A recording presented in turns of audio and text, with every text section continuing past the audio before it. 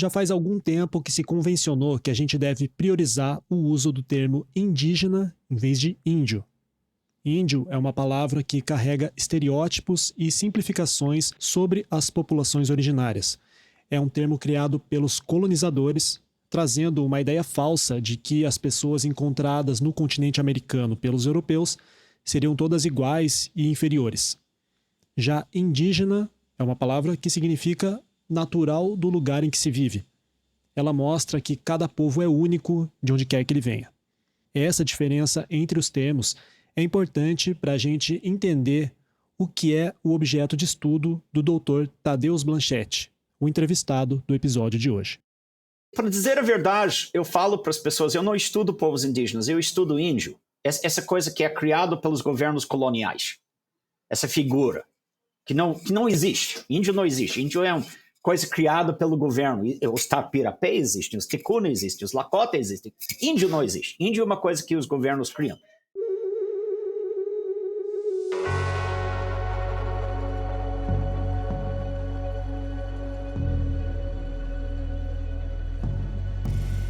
Você deve ter notado que Tadeusz Blanchette tem um leve sotaque. Ele nasceu nos Estados Unidos, mas mora no Brasil há 30 anos. Blanchette é graduado em português, sociologia e estudos latino-americanos pela Universidade de Wisconsin-Madison. É mestre e doutor em antropologia social pela Universidade Federal do Rio de Janeiro, onde é professor de antropologia. E trabalha como tradutor para diversos institutos, incluindo o National Museum of the American Indian e o Museu Nacional Brasileiro. E eu entrei nisso porque eu estava muito interessado, como jovem, eu era militante contra as guerras americanas na América Central, eu era militante antinuclear, eu era dessa geração que foi criado na década de 60, 70, uma noção dos Estados Unidos enquanto império colonizador. E na medida que eu me mudei para o Brasil com 16 anos, no momento do direito já, e eu estava aqui e voltei para os Estados Unidos para a University of Madison, Wisconsin-Madison, onde eu estudava com Thomas Skidmore e outras pessoas assim, a minha questão virou sempre como é que a ditadura brasileira foi criada. Então, e qual foi o papel dos Estados Unidos na criação e sustento da ditadura? E através disso eu comecei a desenvolver uma política extremamente anticolonialista.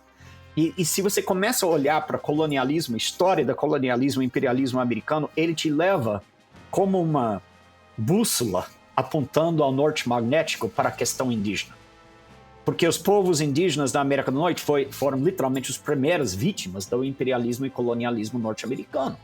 E não é à toa, quando você olha, por exemplo, para os Estados Unidos hoje em dia, quase todas as armas modernas dos americanos têm nomes de povos indígenas. As operações militares têm nomes de povos indígenas. Ou seja, a memória das guerras indígenas é ainda extremamente forte no Império Americano e no imperialismo americano. Então, na medida que eu estudava mais sobre o imperialismo americano, na medida que eu percebia que, culturalmente, em termos das suas imagens e discursos, tudo isso é descendente direto das guerras da colonização e das maneiras como trataram os povos indígenas. Desde março de 2024, Tadeusz Blanchette é também colunista da Amazônia Latitude. Ele vai publicar periodicamente textos sobre a cultura e a luta dos povos nativos norte-americanos e sobre como esses assuntos se relacionam com os indígenas na Amazônia. O nome da coluna é Cowboys e Índios, por um motivo que o próprio doutor explica. Aqui no Brasil, a única imagem que tem dos Estados Unidos e índios nos Estados Unidos é através dos filmes do Velho Oeste da década de 50 e 60, que sempre tem o cowboy versus o índio. Mas na história verdadeira, muito índio era cowboy. Virou-se cowboy para sobreviver. Adotou-se com novas tecnologias, novas economias, novas formas políticas, e isso que permitiu a sobrevivência desses povos. Então, essa ideia do cowboy ser o oposto do índio é uma das coisas que eu acho que a gente tem que explodir. No episódio de hoje, você ouve trechos da entrevista que fizemos por videoconferência com Tadeusz Blanchette, uma introdução a diversos assuntos que virão na coluna dele. Você está no Olho d'Água, podcast produzido pela Amazônia Latitude e que propõe um mergulho nos assuntos profundos da maior floresta do mundo.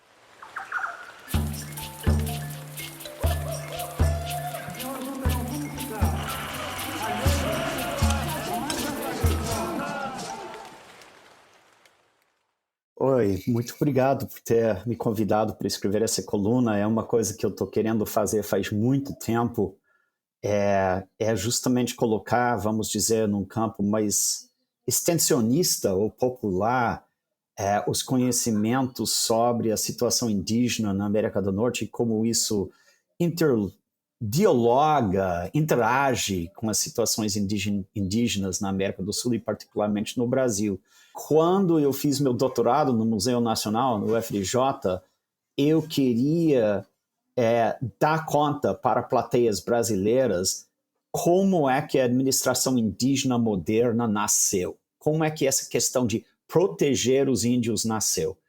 Porque é uma particularidade das Américas que, enquanto a gente concebe dos europeus e dos africanos como populações transnacionais e internacionais, ou seja, no Brasil você tem muitos estudos sobre ítalo-brasileiros que referenciam estudos americanos da população migrante italiana lá, né?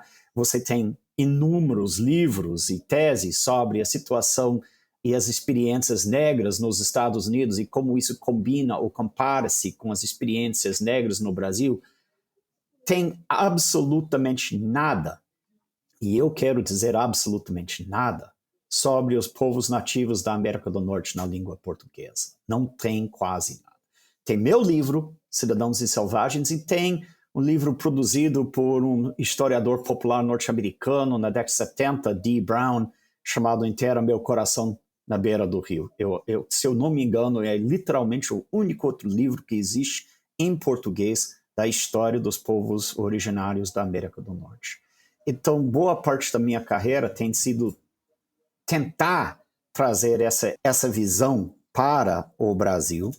Eu tenho que admitir que eu tenho sido francamente surpreendido com a falta de curiosidade, a falta de interesse. E até eu sei que vários ouvintes brasileiros vão dizer, Tadeu, por que a gente deve saber sobre os índios da América do Norte? Mas tem 2 ou 3 razões.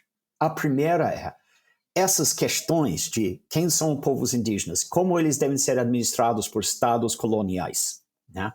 E o que você deve fazer para fazê-los desaparecerem através do genocídio, têm sido questões internacionais desde a chegada dos europeus às Américas. Eles não foram criados dentro de âmbitos nacionais. Foram criados desde o Bartolomeu das Casas, num âmbito internacional, falando sobre os índios e os povos indígenas das Américas como povos integrados a um meio ambiente cenário político maior, né? A segunda questão, particularmente para o Brasil, tem a ver com o fato que o nosso sistema de proteção aos índios, o SPI, foi inspirada diretamente no sistema de administração indígena dos Estados Unidos, o Bureau of Indian Affairs, a BIA. Quando o SPI foi criado em 1910, a primeira coisa que o governo brasileiro fez foi pedir do governo americano todos os documentos disponíveis referentes à administração e controle científico de povos indígenas. Isso não quer dizer que o Brasil não tinha uma tradição anterior de administração indígena, mas nos últimos 100 anos, 114 anos, desde a fundação da nossa burocracia federal indigenista, nós temos pegado repetidamente políticas, ideias, ideologias, exemplos vindo dos Estados Unidos para guiar e orientar a nossa própria política indígena. E isso tem sido ignorado pelos historiadores brasileiros e, pior ainda, pelos vários movimentos indígenas que buscam lutar contra determinadas políticas de genocídios que acontecem no Brasil. E a terceira razão, um pouco mais ampla para o Brasil, é se a gente entende os Estados Unidos como eu entendo, como acho que a maioria dos leitores da Amazônia Latitude entende, se a gente entende os Estados Unidos como o centro do atual sistema capitalista colonial que domina o mundo, os povos indígenas dos Estados Unidos têm relutado contra esse mecanismo, contra esse sistema, e têm sobrevivido suas imposições faz mais do que 4 séculos. Continuam vivíssimos da Silva. Atualmente tem mais povos indígenas nos Estados Unidos, mais indígenas nos Estados Unidos do que no Brasil, pessoas declaradamente indígenas, e pessoas reconhecidas pelo Estado americano como indígenas. Então nós, enquanto pessoas que se repensam o capitalismo tardio e como podemos sobreviver isso, tem muito a aprender com esses povos. Eles estão vivendo dentro da barriga do bicho faz 4 séculos. Não seria interessante ler ou saber um pouco sobre seus intelectuais orgânicos, sua história, suas interações com o Estado e suas interações com o mundo? Eu diria que sim. E, no entanto, no Brasil, ignoramos quase por completo sua existência.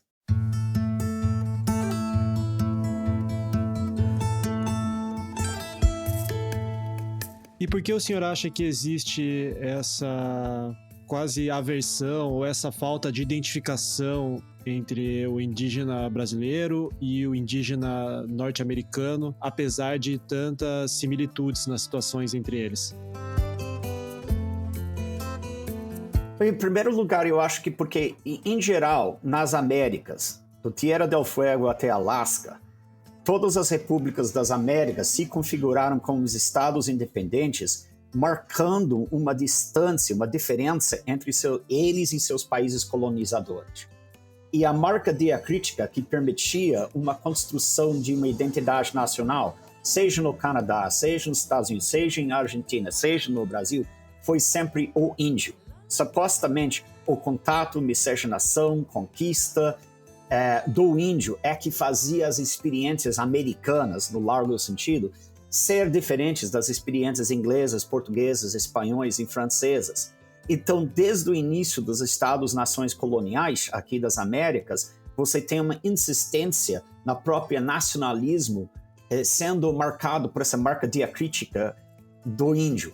O Estado-nação absorve simbolicamente o índio, absorve fisicamente suas terras e ele vira nós. Você tem uma enorme reação avessa em todas as Américas a pensar a questão indígena como uma questão internacional, porque simbolicamente todo mundo aprende desde criança que índio é americano, índio é brasileiro, nossos índios, o índio é nosso, como a Amazonas é nossa, né? Então, pensar nisso como de fato que é uma condição internacional, que tem séculos de história, faz um certo nonsenso para as pessoas. Vai contra o que você aprende desde criança. Eu vou te dar um exemplo. Você é brasileiro, né? Sim, eu sou brasileiro. Ok. Quem inventou o avião? Eu aprendi que foi Santos Dumont, apesar de saber que existe uma controvérsia. Não deve existir uma controvérsia, porque o avião não foi criado por uma pessoa só. Tanto Santos Dumont quanto os irmãos Wright, contra um monte de cientistas e pesquisadores ingleses, russos, alemães e franceses, estavam trocando figurinhas entre si, né? Nem Santos Dumont, nem os irmãos Wright criaram o avião como a gente conhece o avião. O avião, vamos dizer, se juntou como um complexo tecnológico, transcultural, transsocial, transnacional, com vários atores dando um pedacinho a quebra-cabeça de como fazer uma máquina mais pesada do que o ar voar pelos céus. No caso dos irmãos Wright, eles desenvolveram o hélice, eles foram craques em desenvolvimento do hélice, mas o Santos Dumont desenvolveu os flaps, o aileron, que fazia o avião poder pousar e decolar sozinho, né? Tem outros inventores, cujo nome eu não lembro, que inventaram outros pedacinhos daquilo que a gente sabe que é o avião. Mas, no entanto, nos Estados Unidos você vai ouvir crianças americanas dizendo que os irmãos Wright inventaram um avião e no Brasil vai ser Santos Dumont. Na Rússia eles têm outra cara, eu esqueço o nome dele. Inglaterra tem outra cara. Ou seja, entendeu? Esses mitos de origem são tão caros ao nosso nacionalismo que a gente aprende tão jovem que parece um nonsense, parece uma coisa maluca dizer que não foi criado por nós. Quando, de fato, qualquer um que olha para a história da questão veja que ele não foi criado por ninguém, foi criado por todos, né? E o índio, para mim, é uma coisa dessa. Eu devo dizer também, eu entendo índio como diferente dos povos indígenas originários das Américas, né? Você tem os Ticuna, você tem os Diné, você tem os Lakota, você tem os Tapirapé. Esses são povos originários das Américas. O índio é uma coisa que é criado pelo governo colonial na tentativa de conquistar as terras desses povos e, mais tarde, colocar eles dentro do controle do governo central. Então, para mim, o índio é uma construção que nem o avião. O índio foi criado nessa troca de fichinhas que está acontecendo faz 4 séculos, pelo menos, entre os vários países coloniais e seus descendentes.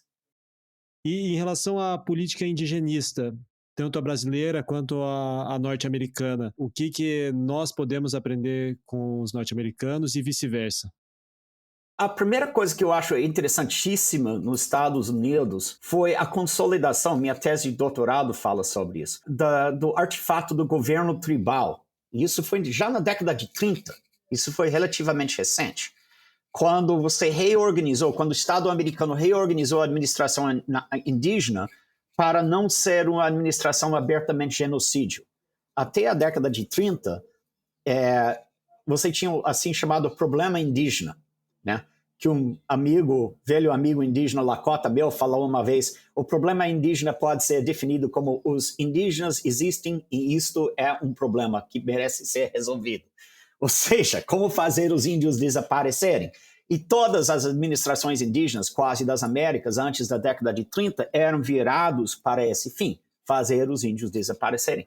Na década de 30, houve uma aliança entre alguns indigenistas mexicanos e americanos, Moisés Sáenz e Manuel Gâmio, pelo lado mexicano, e John Collier, que era o sujeito da minha tese de doutorado, pelo lado americano.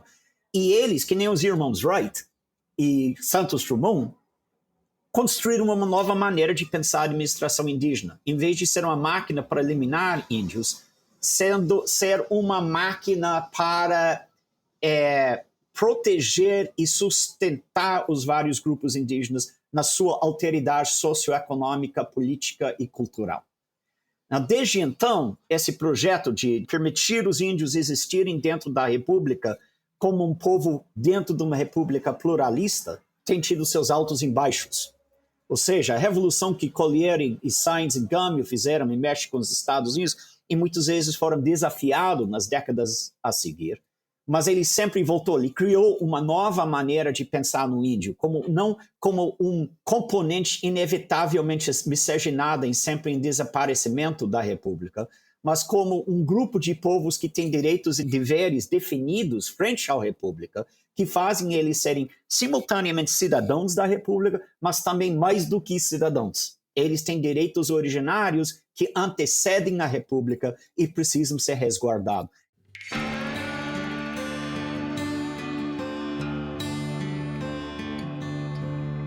Aqui no Brasil, muitas vezes, eu acho que a gente ainda não chegou, como a atual batalha sobre a marca temporal demonstra, ainda não chegamos a esse consenso que tentou ser construído por Collier na década de 30, que os povos indígenas têm uma existência própria. Eles têm direitos, deveres, governos que são lhes próprios e que podem até ser resguardados por uma burocracia nacional, a BIA no caso dos Estados Unidos, FUNAI no caso do Brasil, mas ser índio não quer dizer que você é necessariamente igual a todos os outros brasileiros ou americanos. Você é tapirapé, você também é brasileiro. Você tem os direitos resguardados pela Constituição e você tem direitos adicionais que estão criados em função de você ser membro de um grupo sociopolítica, cultural, que é o povo originário dessa terra. E Brasil fugiu disso na década de 30. O Brasil foi convidado para a conferência de Pátzcuaro, em México, em 1940, onde iria estabelecer essa nova aliança entre os maiores potências das Américas para fazer essa nova visão de administração indígena. O governo de Vargas especificamente recuou, mandou Roquete Pinto para a conferência. Quando o Roquete Pinto voltou, o governo de Vargas falou, olha, nós não vamos meter com isso porque o que nós precisamos fazer é absorver a nossa população indígena por dentro da nação e fazê-lo desaparecer. E os mexicanos e os americanos não querem fazer isso, então nós não vamos fazer. Isso não quer dizer que isso signifique que o Brasil nunca avançou em direitos indígenas desde então. Teve muitos avanços, mas esses direitos nunca foram categoricamente estabelecidos pela Constituição da maneira que tem sido estabelecido pelos mecanismos legal-jurídicos nos Estados Unidos. E isso é que permite a gente contemplar uma besteira como, por exemplo, a marca temporal. A marca temporal avança porque o grosso da população brasileira ainda acredite que o destino dos povos indígenas é ser absorvido pelos brasileiros, desaparecer. E na medida que eles não são caçadores-coletores correndo nu pelos matos, eles não são índios de verdade. Né? E na medida que não são índios de verdade, eles não têm direitos à terra, eles não têm direitos à autonomia, nem relativa. Né? Eu não quero aqui sustentar a hipótese que os Estados Unidos é um excelente modelo para o Brasil a seguir, mas tem determinadas coisas que foram feitas lá que nunca chegaram a ser cogitadas aqui no Brasil, porque sucessivos governos brasileiros entendem que isso é perigoso. Não é perigoso para a nação, é perigoso para os interesses rurais que pretendem pavimentar um lugar do tamanho das Amazonas e transformar ele numa enorme mina a ar aberto, né? Então, eles têm evitado a qualquer custo a discussão de como, sabe, esse tipo de situação funciona nos Estados Unidos. Você pode ver isso nas falas do ex-presidente Bolsonaro, quando ele falou que a cavalaria brasileira era incompetente, diferente da cavalaria americana, que matou todos os índios. Até vale uma observação aqui. Realmente a cavalaria brasileira foi muito incompetente. Competente, sim, foi a cavalaria norte-americana que dizimou os seus índios no passado. E hoje em dia ele não tem esse problema lá. Se bem que eu não prego que façam a mesma coisa com o índio no Brasil. Prego sim, o que foi idealizado há alguns anos atrás, que seria demarcar reservas indígenas e num tamanho compatível com a população. Gente, quantos brasileiros de esquerda que eu conheço que acham que não tem índio nos Estados Unidos porque os anglo-saxões mataram todos os índios? O fato é que os Estados Unidos têm mais índio do que o Brasil. E os índios dos Estados Unidos têm mais terra do que os índios brasileiros. E tem mais governos e mais soberania do que os índios brasileiros. Então, dado os problemas que nós estamos encarando aqui no Brasil, eu diria que vale a pena olhar para os índios brasileiros da mesma maneira, dos índios brasileiros olhar para os índios americanos e vice-versa, da mesma maneira como, por exemplo, afro-brasileiros olham para os escritos de Patricia Hill Collins e Angela Davis e Malcolm X, porque essas questões são imbricadas em si, até nas suas formações dentro do governo, né? E, no entanto, nós não fazemos isso porque mesmo os próprios índios brasileiros acreditam que não tem índio nos Estados Unidos. Não, se tem índio, não é índio de verdade. Isso que eu acho a coisa mais irônica. Ao mesmo tempo que o índio nas Amazonas está lutando contra essa ideia da índio de verdade, está lutando, índio é o que é, indígena é o que é, tem computador, tem internet, vai para a universidade, tem tudo isso. Ao mesmo tempo, quase reflexivamente, se você fala com um brasileiro, sendo branco, sendo índio, sendo negro, sobre índios nos Estados Unidos, a primeira coisa que sai da boca dele é: mas eles não são índios de verdade, são? Só para você ver como a gente internalizou essa imagem, que índio de verdade mora no meio da mata, corre nu pela floresta, atira arco e flecha, não tem acesso ao motor, não tem acesso a carro, televisão, internet, nada disso. Então, tá na hora que a gente começa a questionar isso.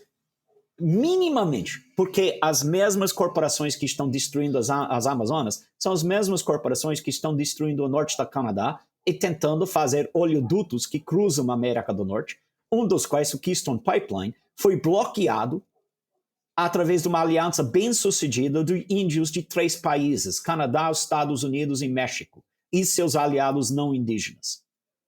Ou seja, quando eu olho para a porra do trem lá da Vale do Rio Doce, e eu fico pensando, olha, os povos indígenas da América do Norte, contemplando o Canadá, México e os Estados Unidos, conseguiu parar um oleoduto tamanho continental?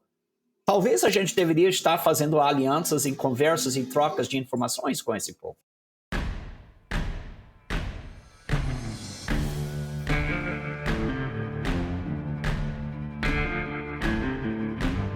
Para as pessoas como Bolsonaro e seus amigos, o mito de que os Estados Unidos matou todos os seus índios e não tem mais índio oferece uma esperança que algum dia no futuro o Brasil pode fazer a mesma coisa.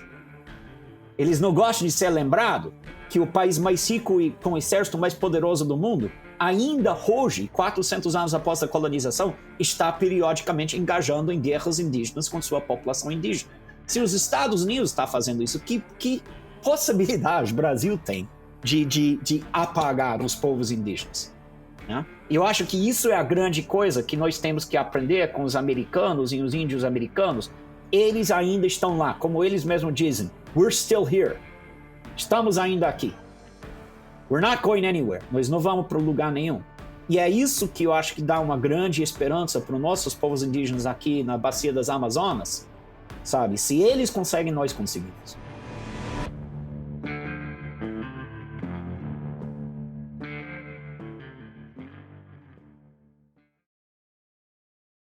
E em termos de representatividade política, você acha que os indígenas brasileiros ainda têm muito a percorrer para ter uma representatividade, inclusive parlamentar, como existe nos Estados Unidos ou no Canadá? Essa é um ninho de vespas.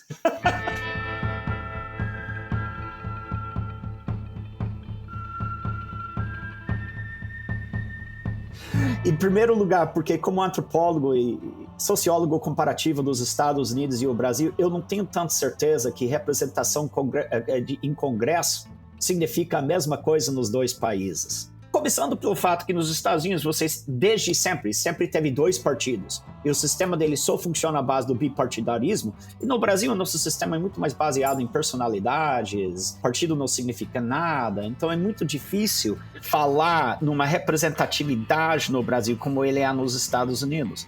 Eu acho que em certos aspectos, por exemplo, em certos municípios das Amazonas, sabe, de Goiás e outros lugares, você tem uma representatividade indígena maior do que você até encontra nos Estados Unidos, em determinados lugares. Pelo outro lado da moeda, é inquestionável que você tem mais índios em posições de poder nos Estados Unidos no nível federal do que no Brasil. O atual ministro da Fazenda norte-americana é uma indígena. É difícil saber, eu não quero dizer que os índios brasileiros, os indígenas brasileiros não têm formas de participação política que são lhes próprios, mas eu acho que, com certeza, os direitos no nível federal não são tão bem traçados quanto nos Estados Unidos.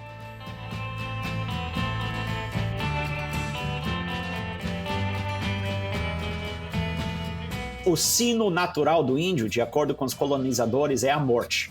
Ou é uma morte imediata através da matança, ou é uma morte lenta através da assimilação forçada, destruição de línguas, culturas, religiões. Mas isso é o sino, de acordo com o colonizador.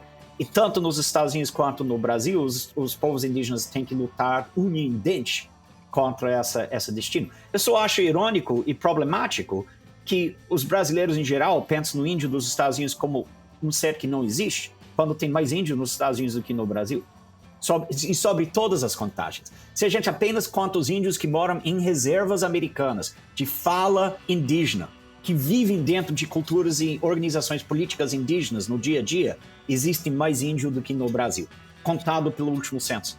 A BIA americana conta 2 milhões de índios como registrados pela federação como indígena. O nosso censo, pela autodeclaração, e o último censo foi badalado como um dos melhores censos da história brasileira para a contagem de povos indígenas, conta 1.800.000 indígenas, por autodeclaração. Se você conta norte-americanos, estadunidenses, por autodeclaração, tem entre 7 e 9 milhões de indígenas. Por autodeclaração, que é o que vale no Brasil, 6% da população dos Estados Unidos é indígena.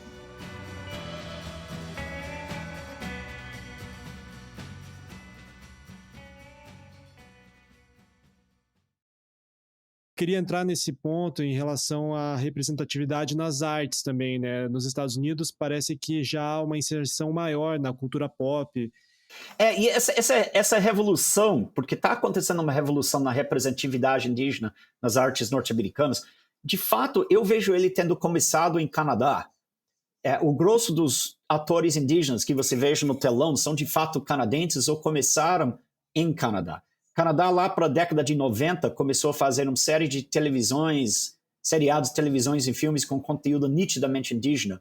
Um deles, que é fantástico, nunca veio para o Brasil e adoraria traduzir, porque eu acho que fala diretamente para alguns dos problemas dos povos das Amazonas, chama-se North of 60, que é sobre uma pequena aldeia lá no norte do Canadá, onde a mesma corporação da Companhia da Vale do Rio Doce está extraindo mineração lá no Northwest Territories. E é um seriado que andou 6 temporadas, foi um excelente sucesso na televisão em geral em Canadá, e isso foi no final da década de 90, início após a virada do século. Muitos dos atores que você está vendo hoje começaram, por exemplo, Graham Greene, outro cara que começou sua carreira na televisão canadense, que se eu pudesse colocar a cara dele, você iria reconhecer ele, porque é literalmente todo índio em todo filme americano que você tem visto nos últimos 30 anos, ou é Graham Greene, ou um punhado de outros, né? E essa começou, eu acho, a partir de mais ou menos uma década e meia atrás, começou a infiltrar nos Estados Unidos com filmes modernos como Sinais de Fumaça, Você tem o famoso grupo 1491, que são comediantes indígenas que fizeram o Reservation Dogs, né? Até Marvel está fazendo um filme de super-herói indígena, o Echo, que eu não sou grande fã de Marvel, mas é muito interessante como até eles têm uma sensibilidade sobre a vida indígena na Echo que é muito boa.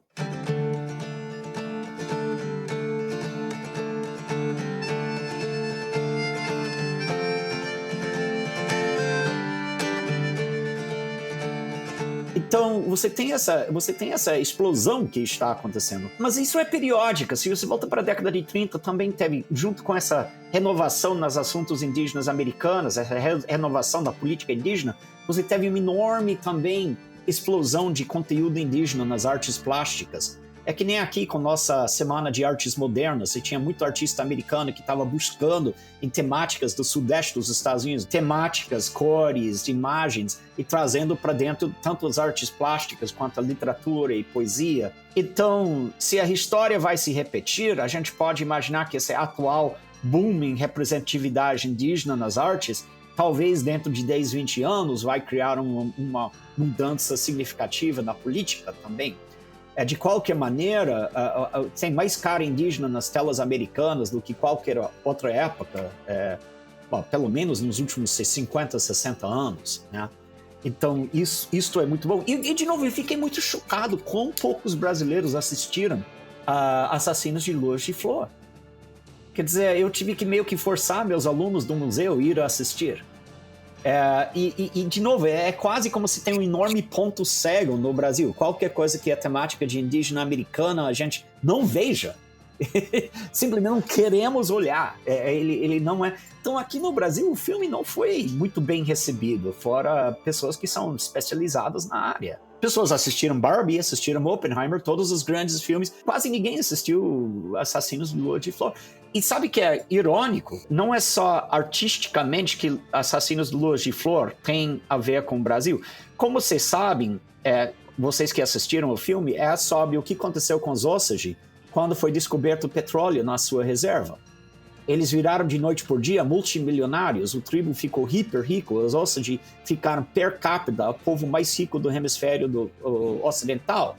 E por causa disso, você teve muito branco casando com moças Osage, e num período de quase 10 anos, teve mais do que 63 assassinatos de Osage. O filme demonstra 4, tinha 63. O tribo foi devastado por causa disso. E por quê? Porque naquela época, direito sobre minerais poderia passar para o marido. Então você tinha brancos casando com Osage e matando seus esposas e adquirindo os direitos de mineração. Isso foi remediado em 1924 com uma lei que proibia isso.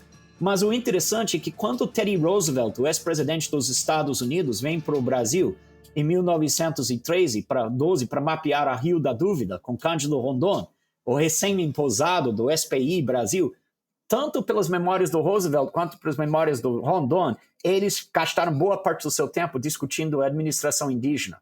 E se você pega os palestras que Rondon costumava dar no Dia do Índio, na década de 20 e 30, ele repetidamente está apontando os Osage como um problema para a solução indígena, uma solução para o problema indígena no Brasil. Ou seja, em certa época, Rondon viu o Osage, o que você vê, esse povo, nos Assassinos do Lua de Flores, e o que aconteceu com eles, como modelar para o Brasil.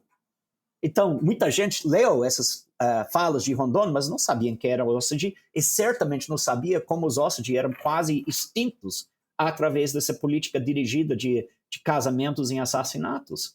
E aí está Rondon, em 1928, dizendo é isso que os índios brasileiros precisam, tratamento Osage.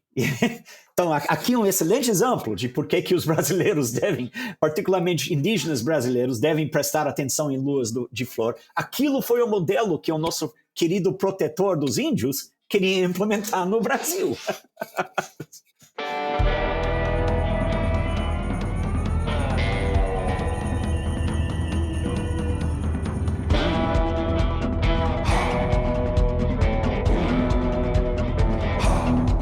Essa foi a entrevista do Dr. Tadeusz Blanchetti para a Amazônia Latitude.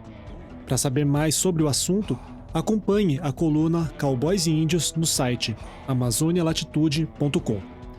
Para falar diretamente com o colunista, envie um e-mail para cowboyseindios@gmail.com. Eu sou apreciador de culturas indígenas. Eu gosto do que está sendo produzido e na coluna eu pretendo mostrar um pouco disso para os povos aqui do Brasil, né? Autores, produções, filmes, seriados, músicas.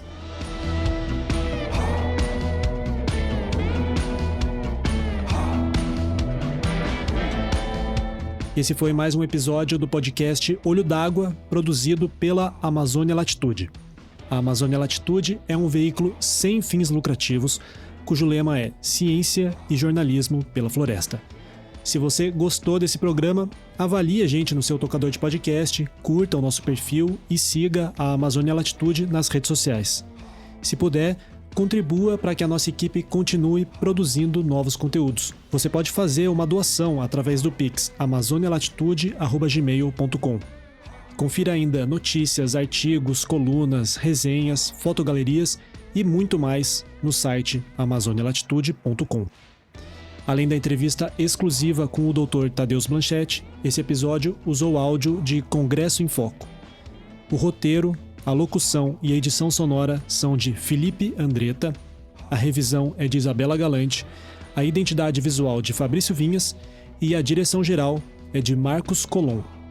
Um grande abraço e até a próxima.